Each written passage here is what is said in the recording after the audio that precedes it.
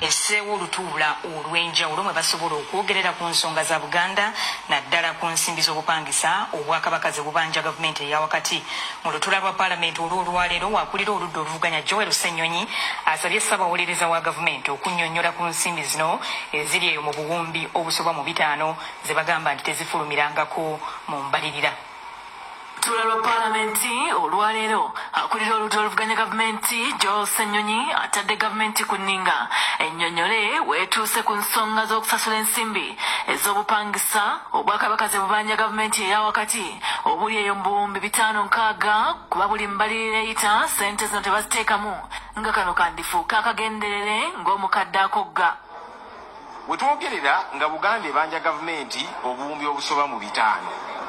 Chief Government Valuer sofa yakakiriza obuwumbi 1,600 obulala bagamba bakyavaluinga n'ebirala nakinti kale bw'oba kakati wakkiriza 1,600 obuwumbi lwaki tobusasula kubanga mwaka ku mwaka mu bajeti tebiteekebwamu ate nga gavumenti esigala esindika aba URA okugenda e Buganda okubanja omusolo gwa buwumbi 3 kati bw'obanja obuwumbi 3 ku musolo bakubanja obuwumbi obusoba mu 5 lwaki tobasasula zaabo? One, I am fully seized with this matter because I chair that committee personally. So unless I hear from the people you speak of, we are the ones who appropriate, and this is taxpayers' money we are talking about. Government is occupying these properties. Government is not an individual entity belonging to anyone. It matters. You cannot say it is none of your business. The people whom we should pay, they are comfortable.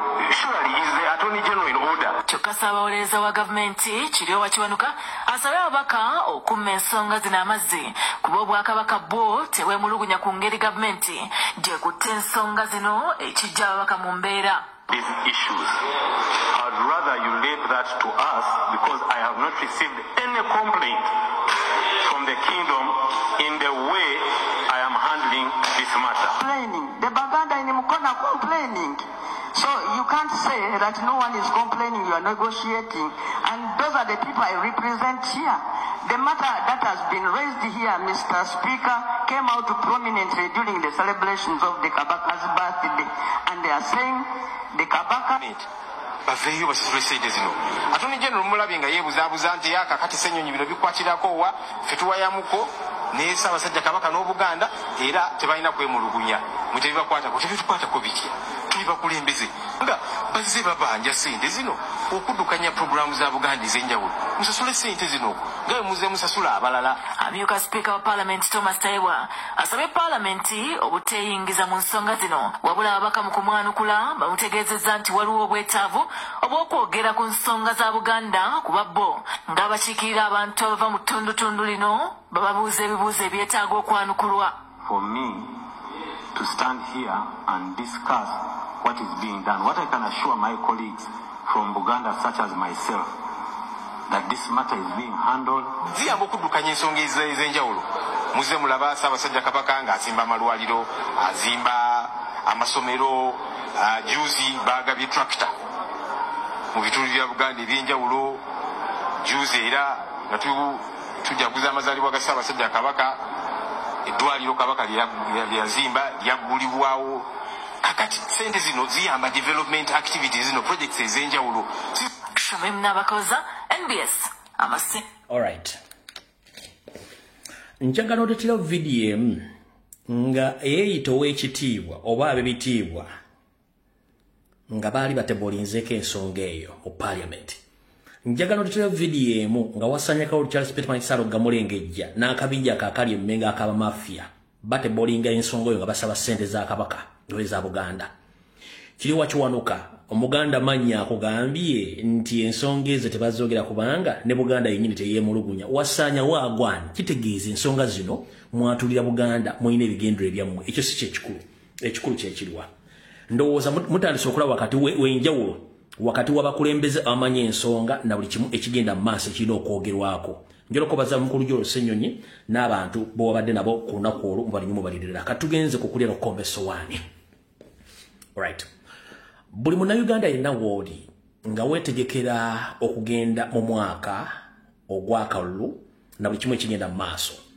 President waffe n'omukulu Joel Ssenyonyi Opusaako ne General Secretary n'abala bagenda gwanga lya Mugereza okubaka ensonga zibeegayamu n'abakulu beeyo era ebigambo bino byayogerwa President mwabireko ku Facebook ebira tebinnavaayo bulungi nnyo naye njagala muwulire bulungi nnyo ebigambo bya President bino. Being in the opposition in Uganda means being labeled a terrorist. Being against Museveni is being against the Uganda police, being against every institution of state.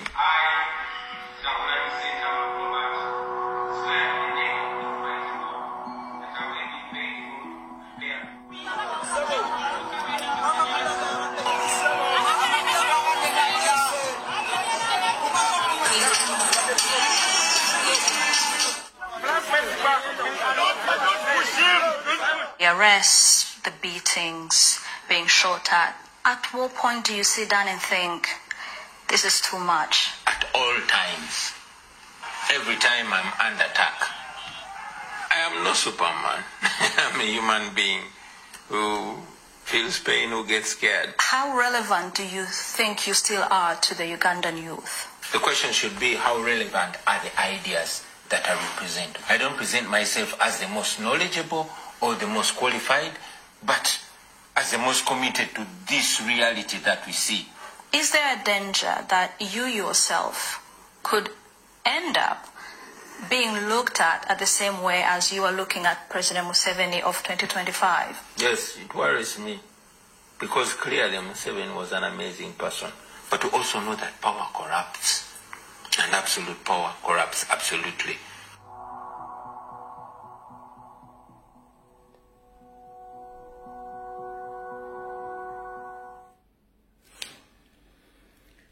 Bwetuveeyo lwatulubusa omukulu Nobert Mao amateeka gano baatiddugawo omuntu kise kinoma okujjoga presentinga Nobert Mao najja mu parliament n'atebolinga etteeka lya court martial.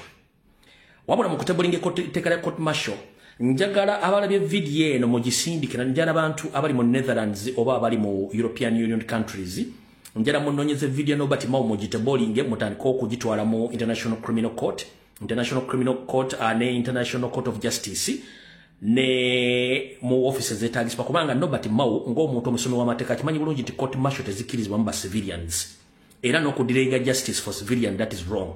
Omwami ono yazze mu parliament n'ayogera ebigambo bitakwatagana ne parliament Museveni nga amaze okutebolinga court martial bill ye kennyini ulya bye yayogedde. The structure of the court martial is the general court martial, which sits here in Makindye. We have got the unit disciplinary committees that are in the front line.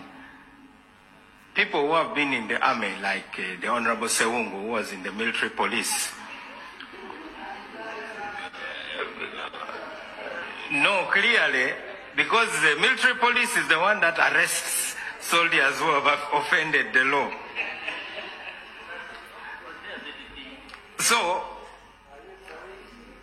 apart from the unit disciplinary committee, we have got division courts martial. And then we have the court martial appeal court. Some of these courts are in the field. Mr. Speaker, let me share some of the challenges that we have faced and which have been reported. There are cases that had been substantially had and the exhibits had been handed over. Now, that means the exhibits are already in the courts. They have to be retrieved. Number two, for some of the cases, the exhibits were perishable. Number three, some of the offenses were committed outside Uganda, Mr. Speaker. Some of these offenses were committed in Somalia, in DRC, South Sudan, Equatorial Guinea.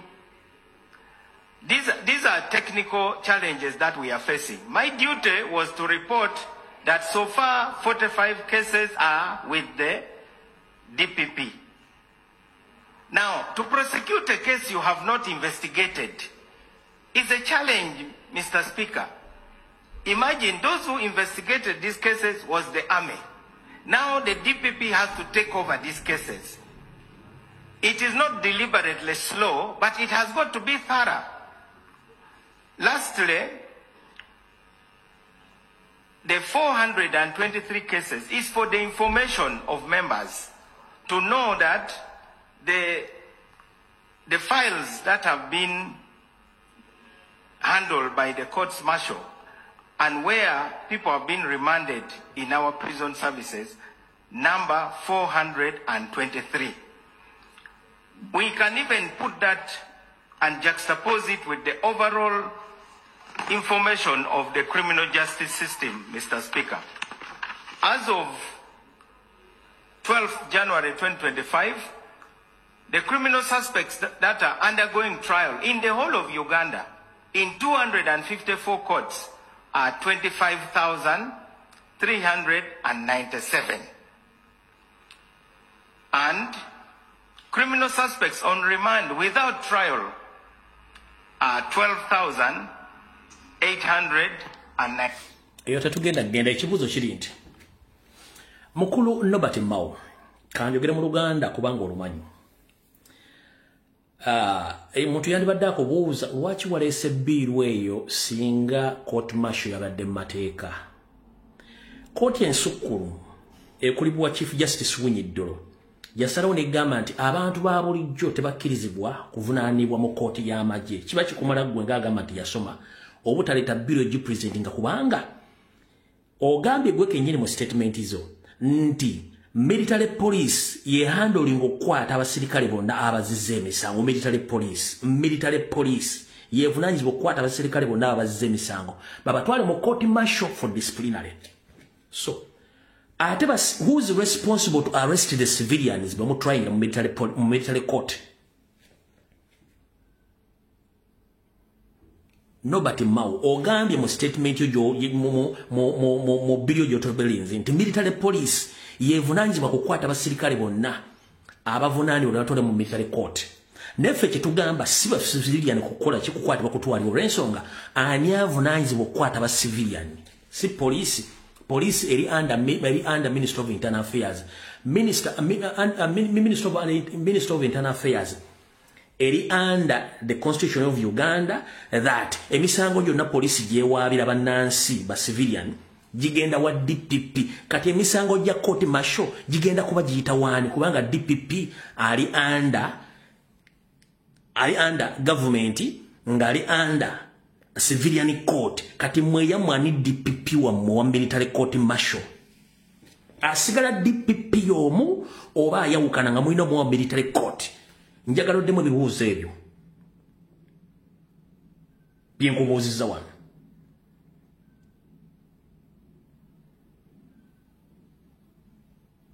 Njagala oddemu ebibuuzo bye nkubuuzizzaawo. Ogambye military yevunaanyizibwa okukwata abasirikale bonna batwala muki mu kooti y'amagye. Kati mu military court bannayuganda batwalibwa ani avunaanyizibwa bakwata. Era emisango gyabwe ani awandiika fayiro gitwala mu court martial. Ani awandiika emisango gy'aba civilian obatwala mu court martial era ni abakwata.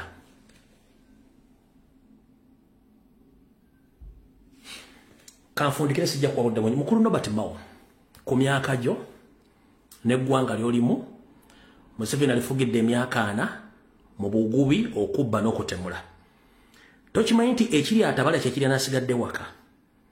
Ate bw'obwanga ogwo bamusajja muno lekanga mwezi n'akuza. Amateeka gonna Museveni gakuwadde okuyisa gagenda kudda nayo gakwate kubanga jjukira naawe omu kwabo abasindikibwa eggulu okukola investigations ku Kony ne mukizuula nti Kony ye Museveni. N'okizuula nti Kony ye Museveni. N'ogaana okuwayo lipooti entuufu. Era Museveni akumanyi nti okimanyi nti Kony kiwaani. Kati gw'osubidde naye engalabi y'omutwe gy'oyita emboona nti ogenda kusurvivinga regimu ya Museveni.